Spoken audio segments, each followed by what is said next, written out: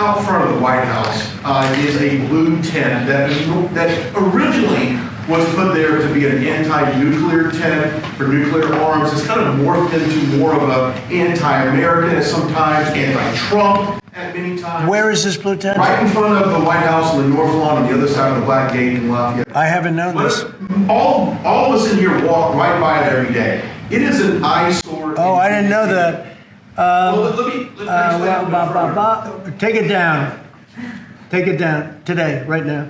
Nobody told me that. So you're saying there's a blue tent? It's been there for 30 plus years. It was originally a peace tent, but it's kind of morphed into morphed into radical left. Okay. Well, but I've heard. Is it in the Ellipse? Where is it? No, it's in Lafayette Park. It's actually Lafayette Park. Take it down.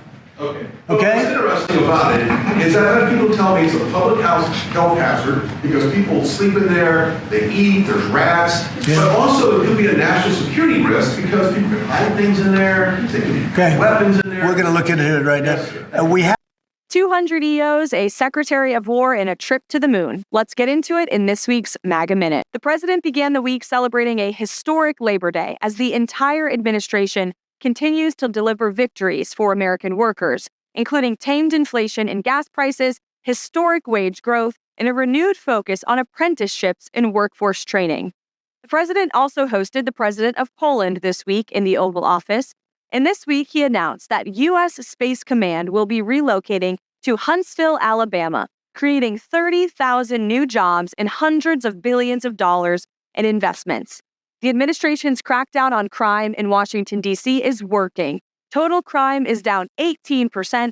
Acting NASA Administrator Sean Duffy announced that the U.S. will return to the moon before President Trump leaves office. Very exciting. And HHS Secretary Robert F. Kennedy traveled to Capitol Hill this week and lit into liberal senators on the payroll of Big Pharma, who are partially responsible for the sad state of public health that the Trump administration has inherited. We are going to make America healthy again. And the Office of Management and Budget estimated that President Trump's deregulatory push will save American businesses as much as $5 trillion over the next fiscal year.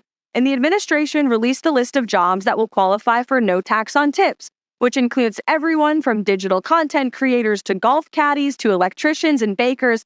Check out the list and see if your occupation is on it. And the First Lady hosted the White House Task Force on AI Education at the White House this week. President Trump also signed his 200th executive order since taking office in January, which was an executive order to restore the historic name of the Department of Defense to the Department of War. No president has signed this many EOs this quickly since FDR nearly 100 years ago. This is truly a transformative presidency as the president continues to deliver results for you, the American people.